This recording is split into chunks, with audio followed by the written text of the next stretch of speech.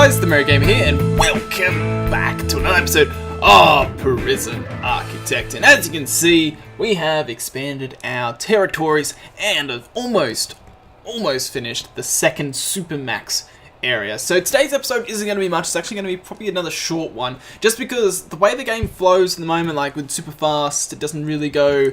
Time doesn't flow that very fast for us anymore due to the size of our prison and the restrictions of it probably doing a lot on my computer. We're going to talk about our plans with the prison and what I would like to get achieved. I'll do a few things on camera just with finalising in here, and then that's just a waiting game for getting that done. But as you can see, I've done some planning over here.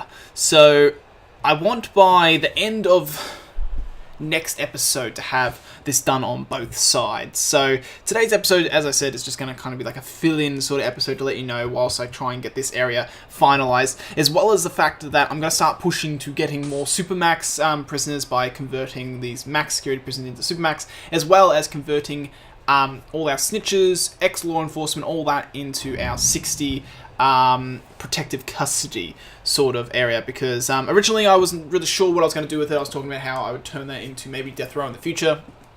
I'm scrapping that idea. I'm keeping it to a CI sort of area and a protective custody. And what I have to do is every time I get new inmates or anything, or if we go intelligence and we just go informants, everyone has like all this. If we just hit pause, everyone has all these little traits.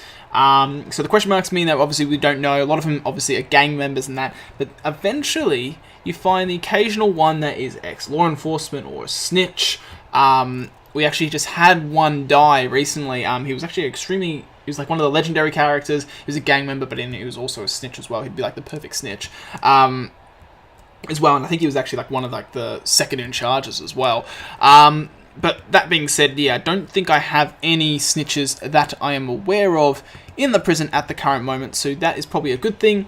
So it means there's not going to be any killings because of a snitch. But yeah, any that's a ex-law enforcement, they're easy to find because they kind of have that hovering target on them. I think these guys that are in here, all gang members, we just had a big fight, so they went over there. Then these guys over here, I don't think I think one of them's a snitch. This guy over here. So really, I don't know if I want to segregate them, because this guy, he's obviously. Let's just look around first. Let's see if he's the only snitch. But he will eventually die in this prison when people find out he's a snitch. So that will cause fighting and that. So then, is it better to have him in the other area, even though he is a Supermax? So let's just get a bit of an idea of his character. Like this guy here, he was sent here for 3 murders, I think, maybe. Yeah, he would have been sent here with 3 murders, and he's already committed 2 whilst being here. So, can I trust Mark Dummer? Probably not, but would it be better to send him into the CI? Probably. So we'll test it out. We've only got 60. This is a bit of a different setup because it's all dormitory based. So we'll see how that goes with these sort of high level prisoners. We might have to have guards continuously roaming in this bit here to break up those fights. Let's get that back into fast forward mode, and what I need to do is I need to get power in this area. So what I want to do is I just want to do a big box around this, and as you can see, yeah, when I place stuff, it is a bit lagged now. I think it's just because the map is getting bigger and bigger, and we may be restricted to size in the future with actually, if I undo that and I do this, that'll be better, because I should still power that room. Let's see how I did the power here, and then I still have to go down the middle, and then around that edge. That's okay. So we should have to go around this edge here, and then we can go down these, and they can build that, and then we just have to connect this up to the main system, which is here.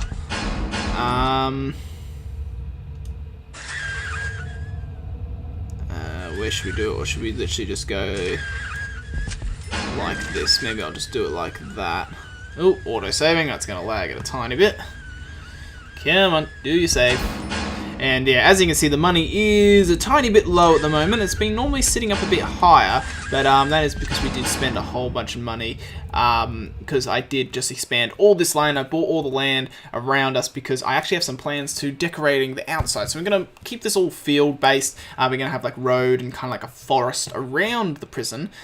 So after this episode, I'm going to try and focus on these things here. So next episode, I'm hoping that we'll have this built in time. I actually haven't really explained what this building is. So it's going to be my processing building pretty much. So what I want to do is I want to eliminate the factor of having this storage, reception, and holding cell here, and I just want to turn this into one giant storage because it's going to be the central point of my prison technically. So what I want to do is I want to move the receptions and the holding cells into this area. So what it does is that it makes a transfer port between prisons, because eventually, as you can see, since I bought this land here, I want to put another prison on this side that will be for our medium and low security prisons, and of course more CIs as well. And to do that though, we need a way of processing in and out prisoners. So the wall here will continue here, and we'll have like, you know, guard lookouts and fence, like probably like a double, what do you call it? Like road gate and all that sort of stuff there. But so then prisoners can't escape in that way. And we'll have like processing point here, which will be just like staff doors, which allow the prisoners to get into the prison. So when we get new prisoners, they will be processed up here, and we'll have them segregated in different ways. So high security, probably like death row, high security and all that will be all up here, and hopefully low and medium up here. But to do that, they all have to have their own holding cells and receptions, and that I don't know if will be possible. So if that's the case, then one of these buildings will be for that, and one of these buildings will be for exports, because at the moment we have this building here which is for exports here, and then we'll put like exports and storage and maybe like another garbage sector here instead of having because at the moment, where's our garbage held? Our garbage is held here. We can turn that maybe into something else.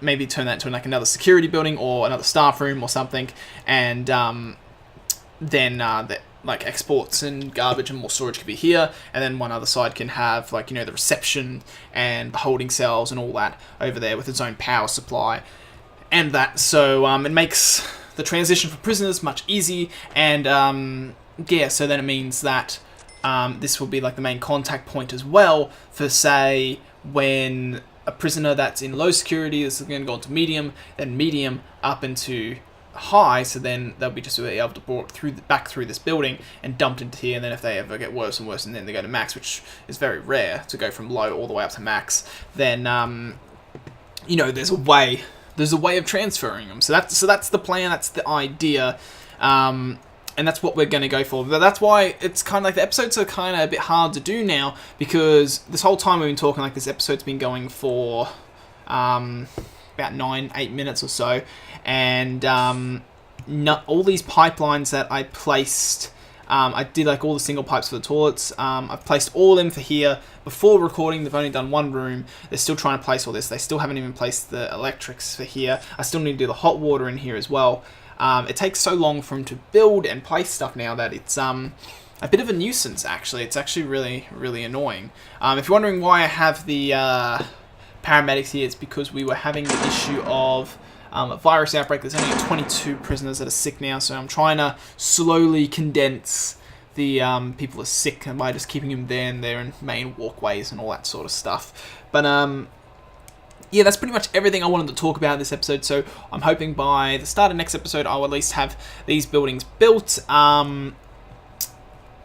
This will be finished. I'll hopefully have maybe this area full of our Supermax. It almost is, only needs, what does it need? It needs 13 more prisoners to fill, and then that area will be completely filled. And then we got another 80 to fill on this side. As well as that, actually, if we go to gangs, you'll find an interesting look. So green is now starting to dominate because we now have a green leader. So we actually have a prison leader for every gang in the prison now. So the red and blue gang leaders are actually in this Supermax, and the good old green is over here in the solitary, so that's why they're so pissed off at the moment. So we've got the three big guns going on at the moment in our prison, so it's going to get interesting to see how it goes. I would like to move one of these guys.